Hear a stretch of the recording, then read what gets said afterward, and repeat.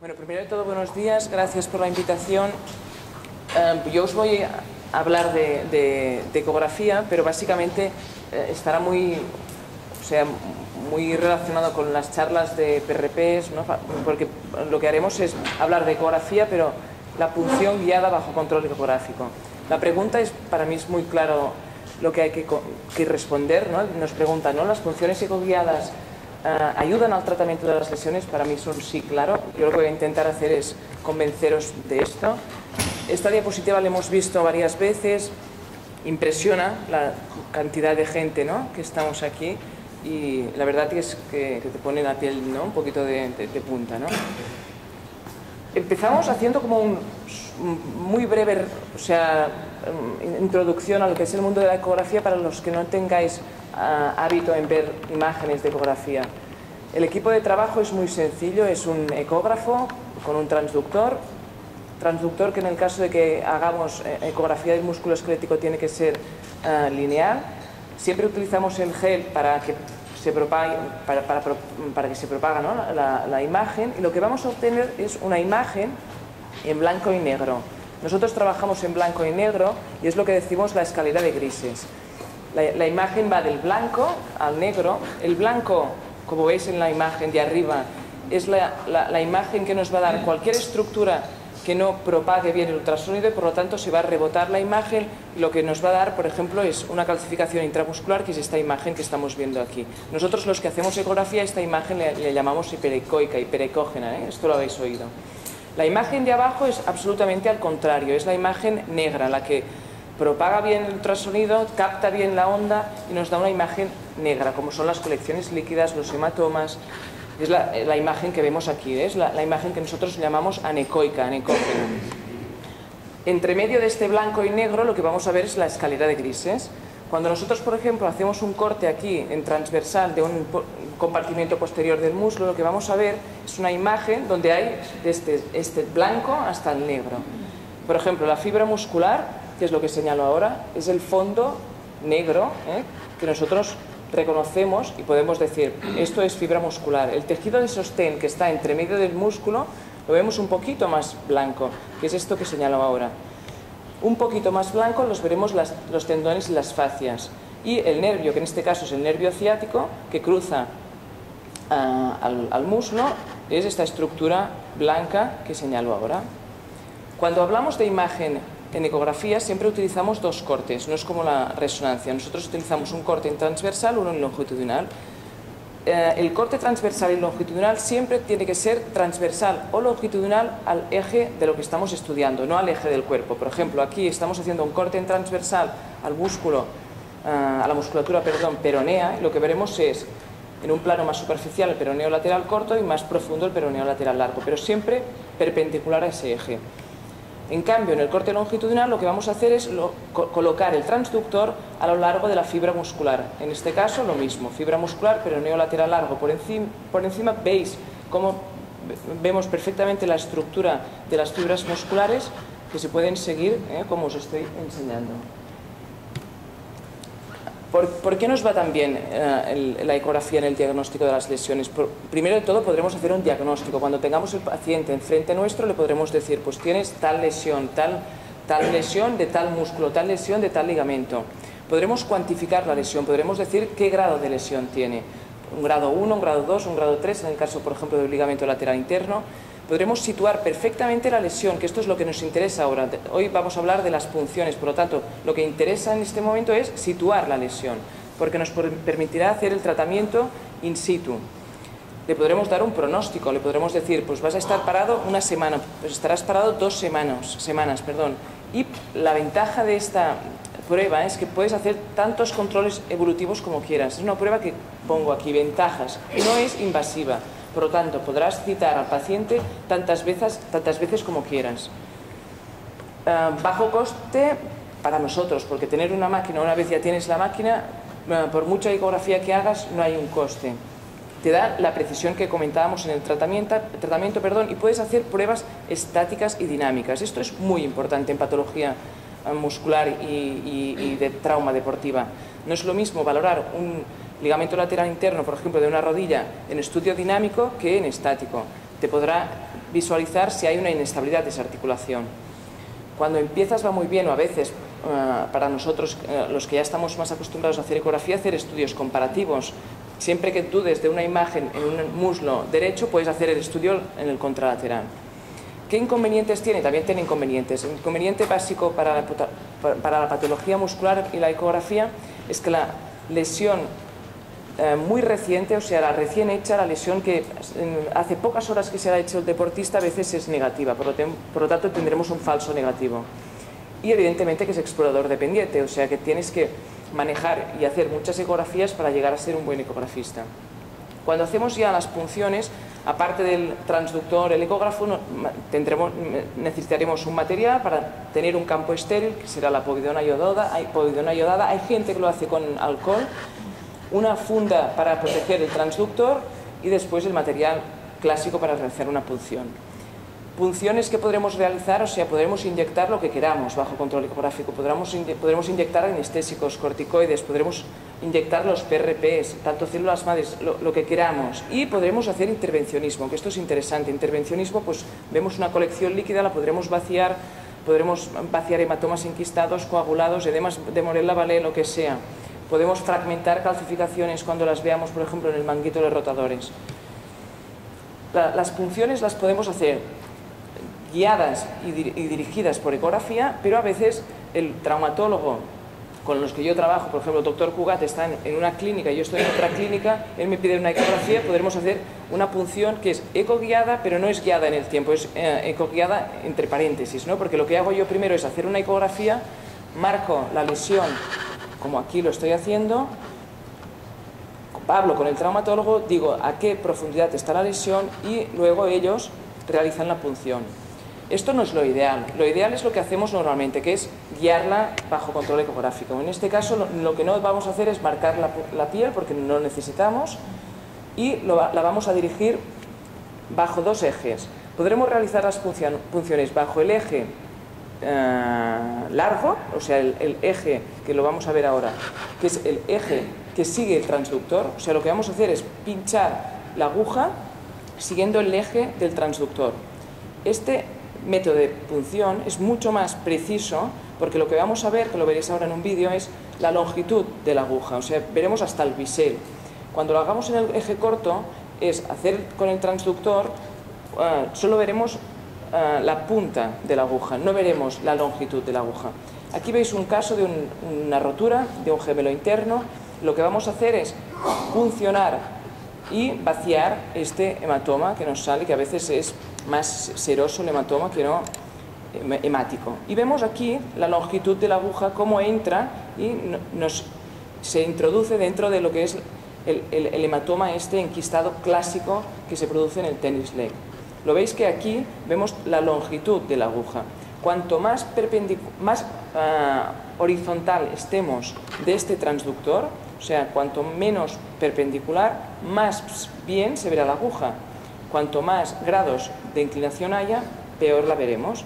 No siempre podemos entrar de esta manera porque a veces por cuestión anatómica no puedes hacer este corte. Entonces lo que vamos a hacer es este corte. Aquí lo que vamos a hacer es, mediante un eje corto, realizar la punción. Estamos con el transductor colocado de esta manera e introducimos la aguja perpendicular. Lo que veréis aquí es la punta de la aguja. No seremos tan precisos porque no veremos la longitud de toda la aguja. Aquí en el vídeo veis, primero echamos el frío, que es curioso porque se ve el gel frío cómo entra, y aquí esto es un tendón de Aquiles donde hay una lesión y cómo el PRP se introduce dentro del tendón, en este caso del Aquiles. Aquí yo insistiría en que nos es muy útil estas punciones con PRP intratendinosas porque nos está dando una información a veces que es superior a la que teníamos con la imagen fija. Porque muchas veces nosotros vemos un tendón que vemos que es patológico, que está engrosado, que está hipoicoico, que tiene calcificaciones, pero no veíamos ninguna rotura. En cambio, cuando entramos con el PRP, lo que se crean son microroturas y vemos realmente el estado de debilidad o de patología que tenía. Volvemos a ver el vídeo, es la introducción de la aguja. No sabemos dónde está la aguja, si está distal o cerca al bisel o más proximal, pero sí que vemos cómo entra el PRP y vemos que realmente el PRP ha entrado donde nosotros queríamos que fuera.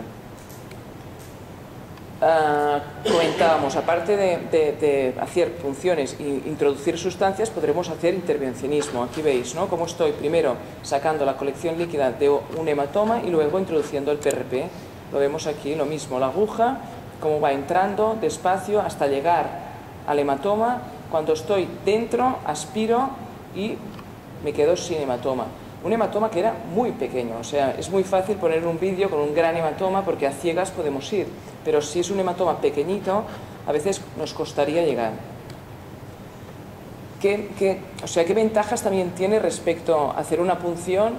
Que el doctor Cusco me demostró el otro día que no necesita la ecografía para nada, porque yo siempre coloco el transductor luego, pero es un tendón distal del bíceps y a veces pues a mí me es muy fácil hacer la punción, ver que hay una arteria, que yo no quiero ir a la arteria y realizo la punción en un corte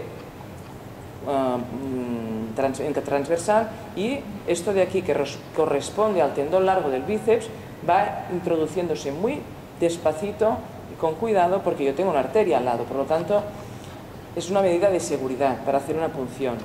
La guía de la ecografía.